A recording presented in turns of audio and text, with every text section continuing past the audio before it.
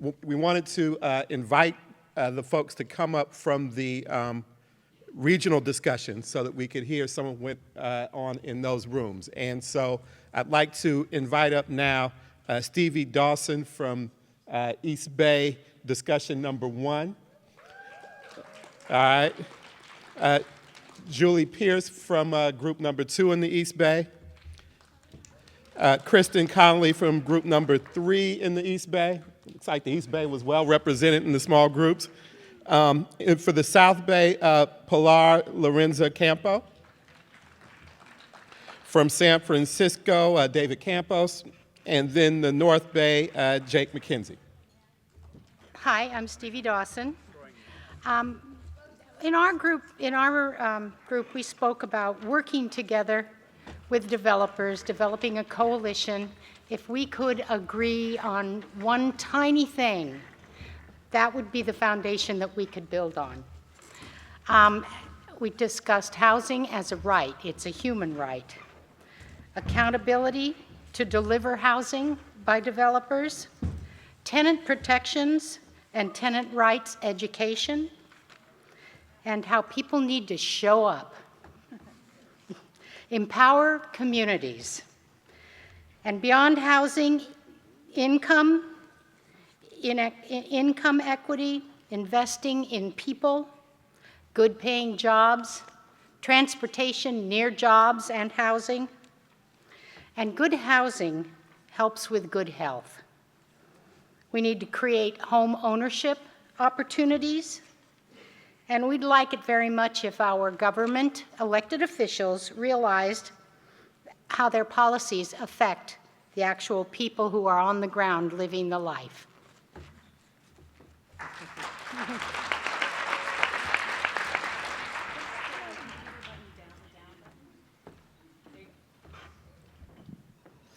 Okay, I heard that we were one of the tamer rooms, so sounds like some of you had some really lively discussions. We had some dynamics going on as well.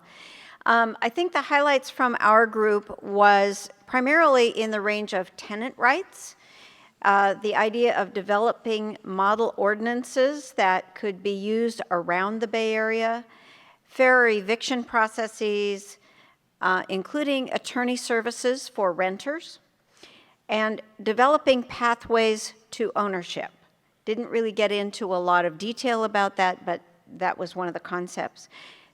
Another one was, how do we get the land for affordable housing? How do we do that? And one of the suggestions was to allow nonprofits a first right of refusal on foreclosures. I don't know how we do that yet either, but that's a good idea. Let's pursue that.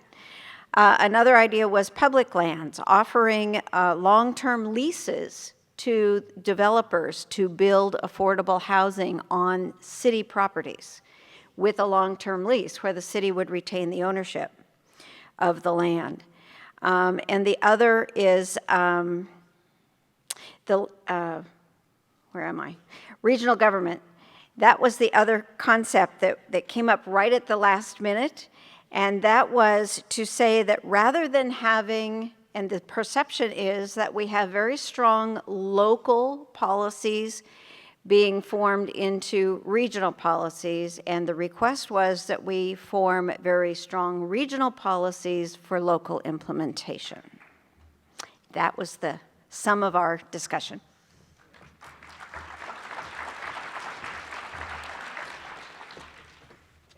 Hi, I had the good fortune in being in the third group for the East Bay. It was a really terrific conversation among folks with really diverse perspectives, and there were dynamics about the suburban versus urban aspects of our region. Lots of really great ideas that we captured. So to the extent that we could summarize, one strong theme among the solutions is the importance of having all stakeholders to be involved in the conversation. Everyone affected by this issue in a really broad sense, from landlords as well as tenants and everyone in between. So really making sure that all stakeholders are involved. Another strong theme among all the small groups in our room involved tenant protections and the importance of rent stabilization as a tool, and lots of really good conversations around that.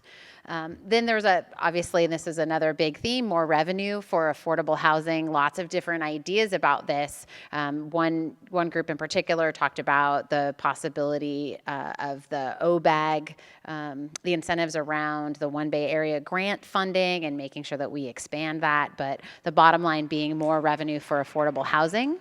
And then another key concept is to talk about the importance of educating local officials about the social costs of displacement and what's really going on in our communities. I thought that our economist who's off to catch her plane talked about that in terms of thinking about traffic and the impacts, and being more than 50 blocks away from your job interview is just not acceptable. So in terms of thinking about that and social costs and potential solutions, including making sure that we bring the jobs to the housing in areas where there's lots of housing and not enough jobs. So a great group. It was nice to be a part of it. Thank you.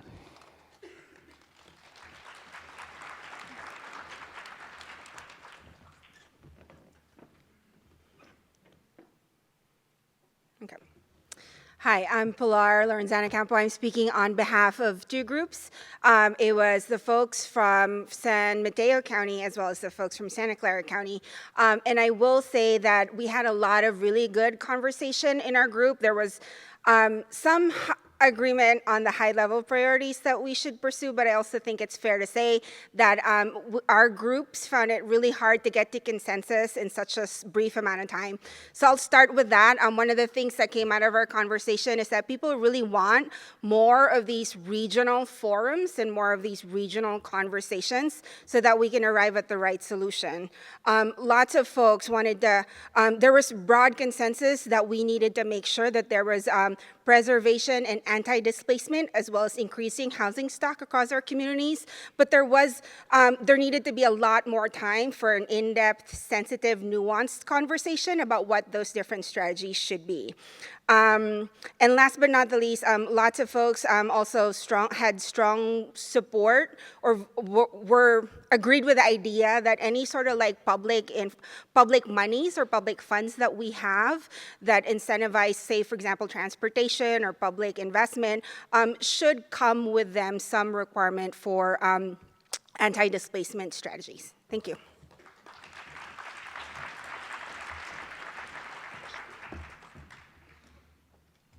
Great, thank you. So here are some of the ideas. One, which actually goes back to what Mayor Libby Schaaf was saying, that it's not just about housing, but increasing minimum wage. I think the suggestion in the group, I think a couple of people had the modest suggestion of maybe increasing minimum wage to $38 an hour. So that was one thought. Increasing rent control and tenant protections along the lines that I think a number of folks actually have discussed already. Another concept which I actually like is to have a one-on-one replacement for every market rate unit that we build, that there be an affordable unit that's also created. I think that's a very good idea, by the way.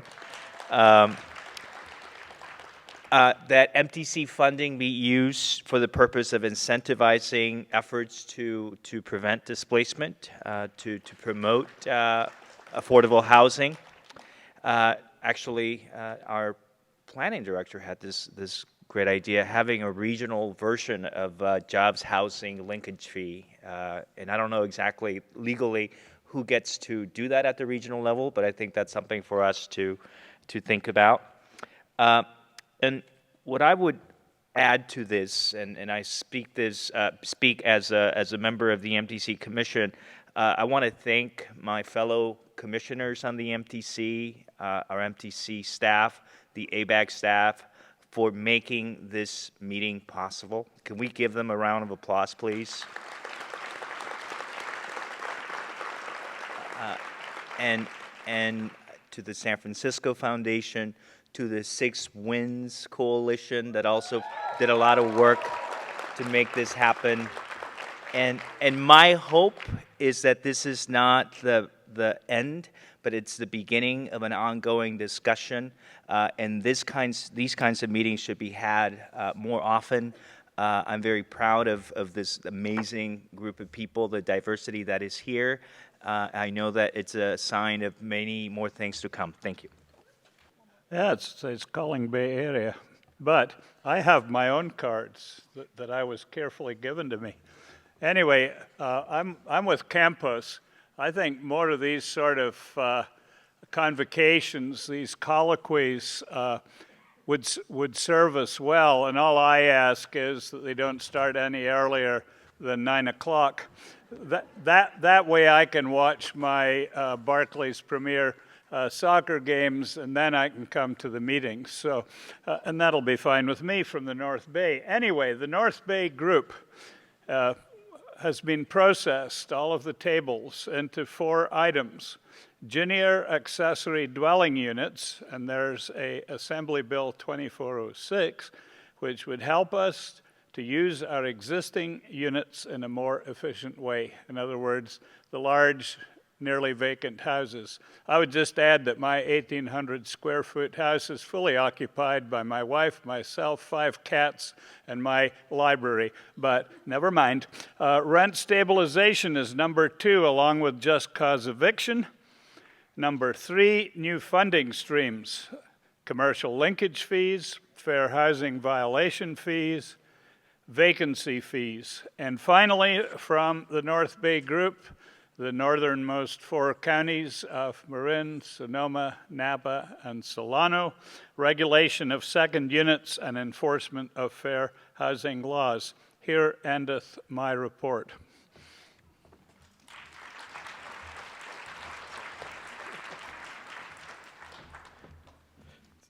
So we are almost there, you all. Let you go out and enjoy your Saturday. Just 2 more things that we wanted to do.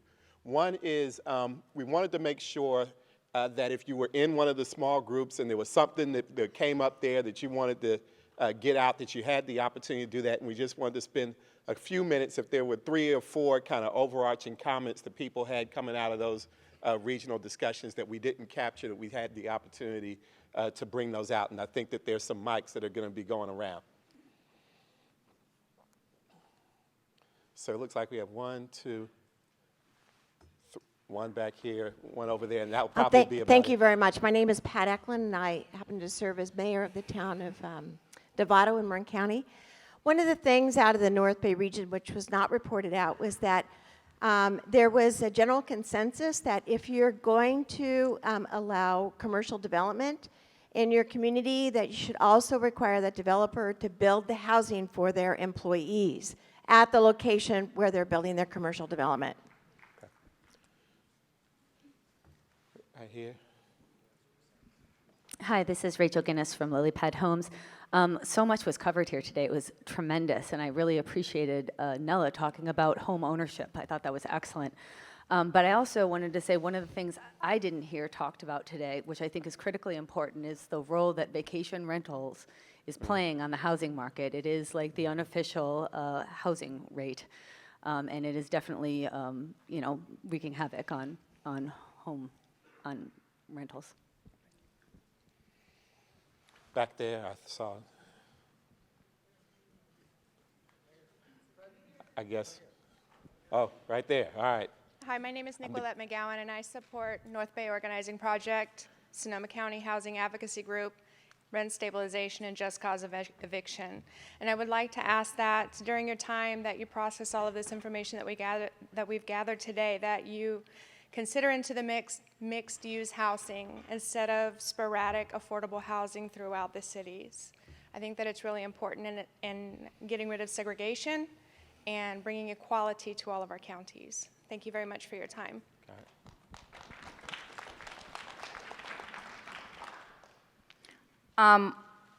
We didn't get to how exactly you do messaging for neighbors who are opposed. Oh, wow. No, I'm just going to stop talking because this guy is the guy that has to talk about it. Go ahead, go. I'm Lenny Siegel, Mountain View City Council. Despite all of our digital communications, news doesn't travel fast. Our city in the heart of Silicon Valley is planning to increase our housing supply by probably a third with an increased number of affordable housing. And the key thing that I think is important was in the South Bay group, it came up in many of the subgroups, is political will.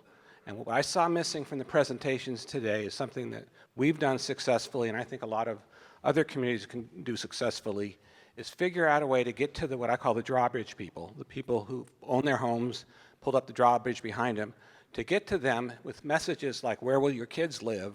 Or we're going to build homes near offices so there'll be less traffic. How to message so that the people who aren't in this room will support what the people in this room want to do. And I saw that missing from this event. This is the key, at least where I live. It's not CEQA, it's not development fees, it's the political opposition of people who've already made it.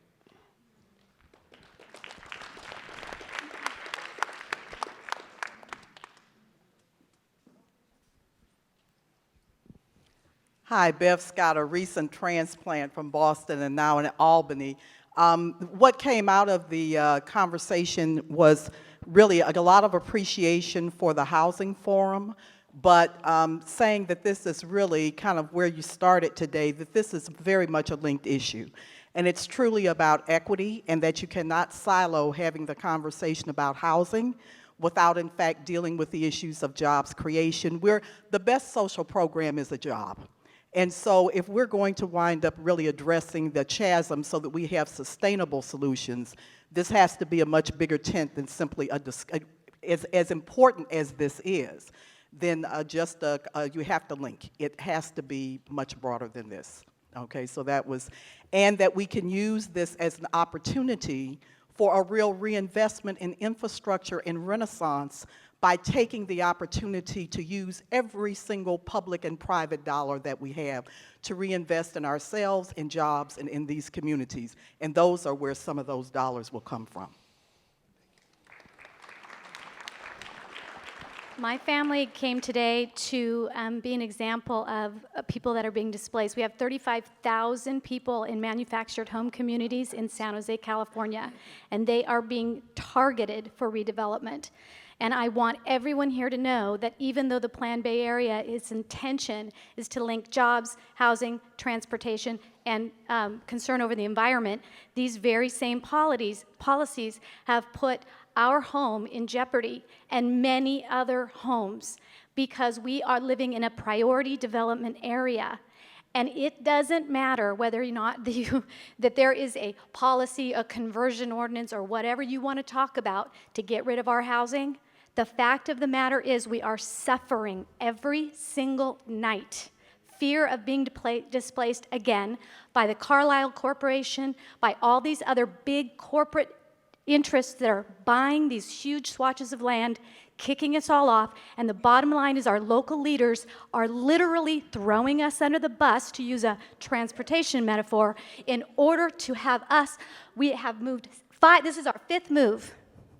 And I want everyone here to know that my daughter has had 5 moves, and one of them was, we lived in a tiny rental that had cockroaches, and we fought them off by growing our own garden and having lizards.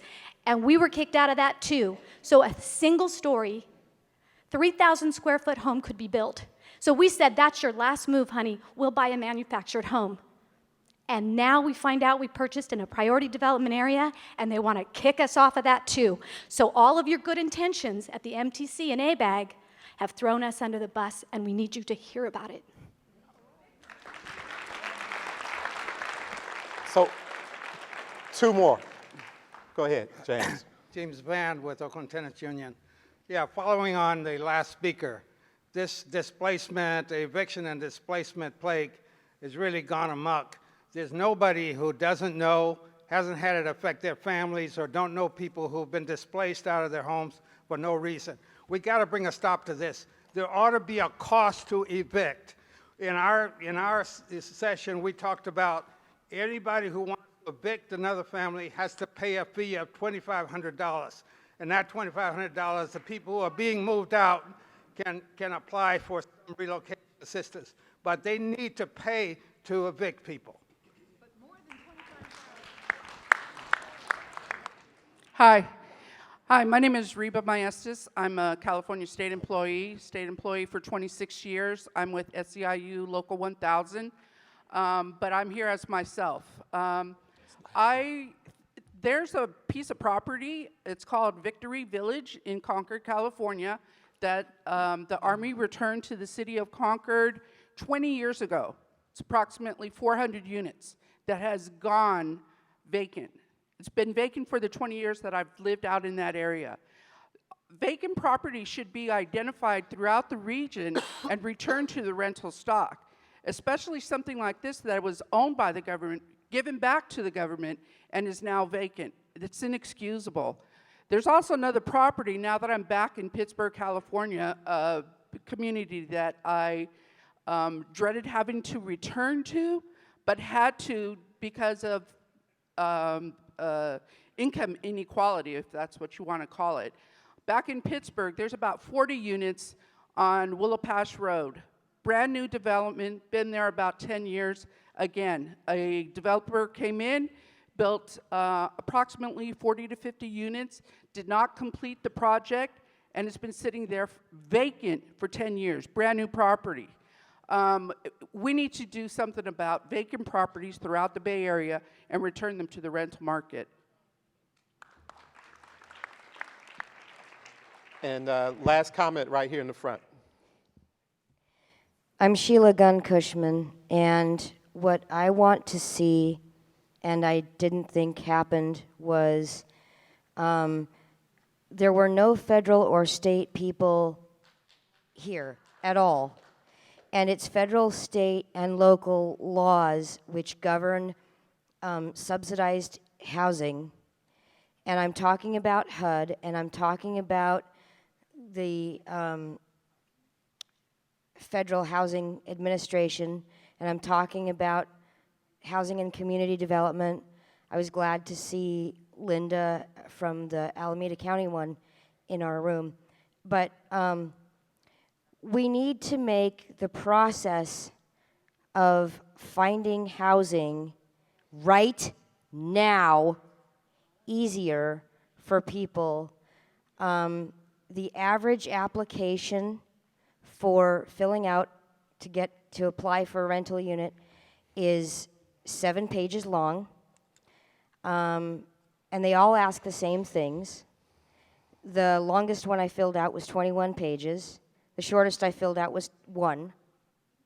I was applying from everywhere from Placerville to Fresno. Wait lists where Section 8 is accepted are years long. And the tax credit properties, which are on average for between 60 and 80% of AMI, do not at all touch me. I am 30% of AMI, as are most people with disabilities, 70% of whom are unemployed, because people without disabilities and these lovely corporations think that we can't do things. Though I spend several hours a week in volunteer activism, civil rights, and justice stuff. We need to get a database that is region-wide where prospective renters can fill out the application once, keep things up to date in that one profile, and then that database goes and says, you qualify for these 25 places. Would you like to be placed on the waiting list? Yes or no, and you check each one, and then there's an electronic signature, and it's your responsibility to keep that one database updated. Otherwise, we're in reams of paperwork, and every single one of these places says that they have to have their own individual app, and they say that that's because of HUD guidelines. Well, the Americans with Disabilities Act applies to all of that, and they aren't following it. They're all in print or scanned PDF images that I, as a blind person, cannot read. All right, thank you. So, we've heard a lot of powerful statements today between the panelists and the comments we just heard and the summaries of the subgroup discussion. So I won't belabor any of those in a wrap-up, but just wanted to do 3 things really quickly. One is thank the boards of the MTC and ABAG and staff again for convening this. I think it was an important conversation, and a lot of important issues were brought to the surface, so thank you. The other thing, though, is to highlight just a couple of suggestions around how we might move forward with this.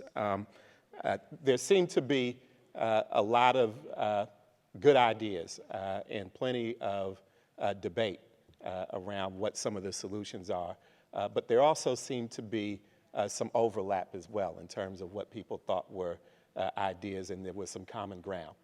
So I think one of the things that we should do is identify where that common ground is so that we can remove some of those things from the debate and really just start to activate and work on those. I think the other thing, though, is that there are some pretty significant areas of disagreement. And I think we need to also do an inventory of what those areas are. And it appears that figuring out how we set some tables to do some negotiation, as the gentleman from Seattle said, prepared to be able to compromise on some of these issues as we try to move forward is going to be another essential part of making some progress. The third observation, which is a duh, I think, for many of folks, is that the action is definitely at the local level. All of these issues come to very high relief in neighborhoods and in cities, but the solutions don't just involve cities.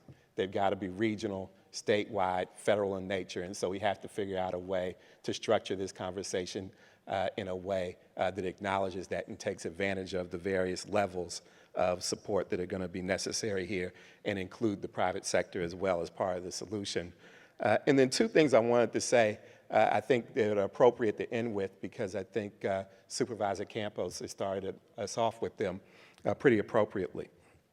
One is that these are symptoms of a larger problem around inequality and inequity in the region.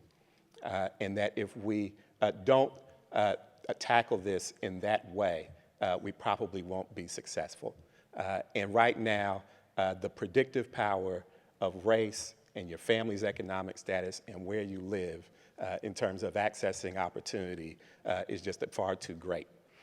And the last thing also that Supervisor Campos said that I think is really important for us to leave with today is that this conversation can be overwhelming. It's a conversation in a circumstance that can be discouraging. But here in the Bay Area, we actually have the ingredients to get it right. And so I want everybody to leave with a sense that we can get it right and a commitment to coming back to the table to getting it right. So thank all of you all for being here today with your Saturday.